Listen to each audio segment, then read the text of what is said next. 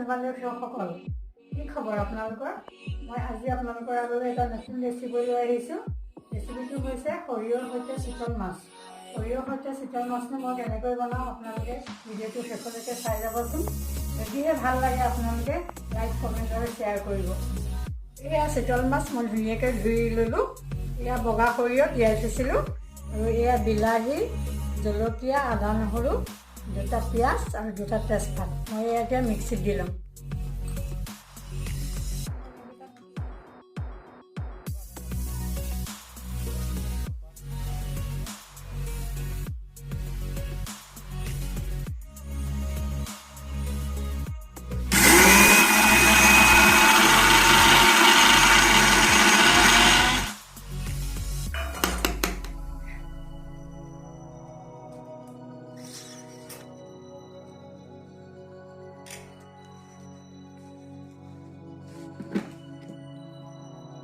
এয়া তেল গৰম হ'ল, এতিয়া মাছ ফ্ৰাই কৰি লওঁ।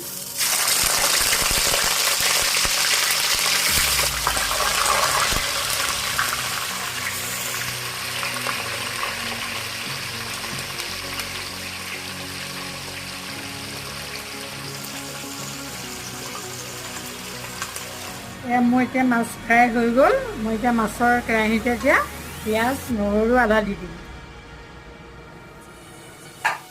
মই তেজপাত 2টা দি দিছোঁ। ইয়াত পিঁয়াজ আৰু 2টা জলকীয়া দি দিছোঁ।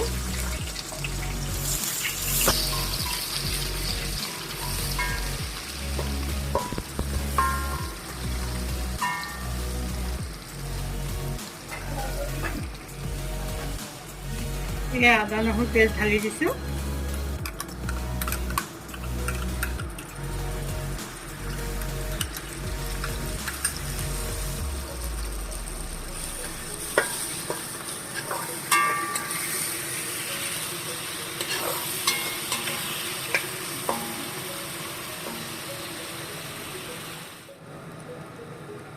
এয়া মই এতিয়া বিলাহী কাটি থৈছিলোঁ, বিলাহী দি দিম।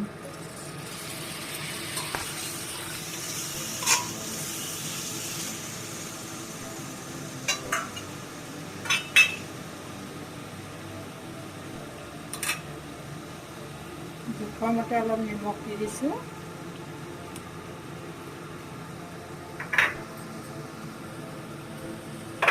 অলপ এতিয়া হালধি দি দিম।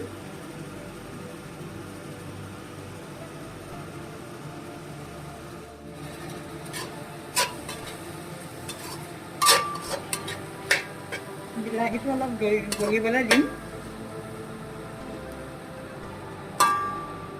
এয়া বিলাহীখিনি গলি গৈছে আৰু এতিয়া মই মিক্সিত পিচি থোৱা বগা সৰিয়হখিনি ঢালি দিম।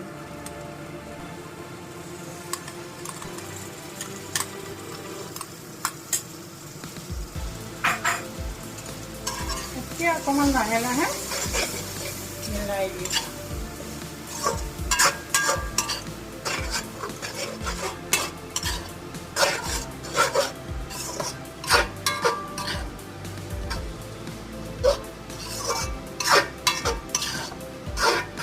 কালাৰ ধুনীয়া আহিছে বাৰু।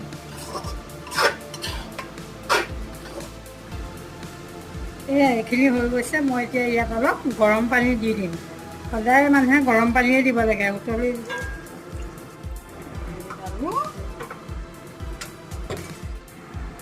এয়া উতল আহিছে আৰু মই এতিয়া হাফ ফ্ৰাই কৰি থোৱা মাছখিনি দি দিম।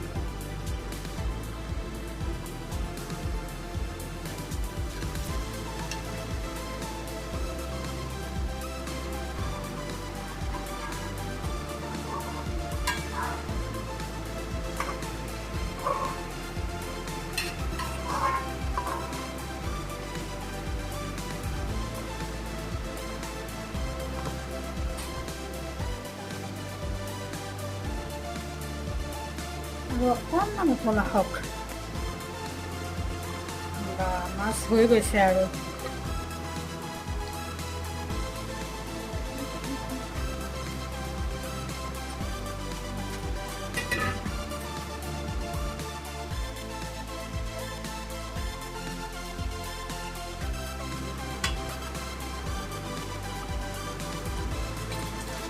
মই এতিয়া পানী থৈ দিছোঁ।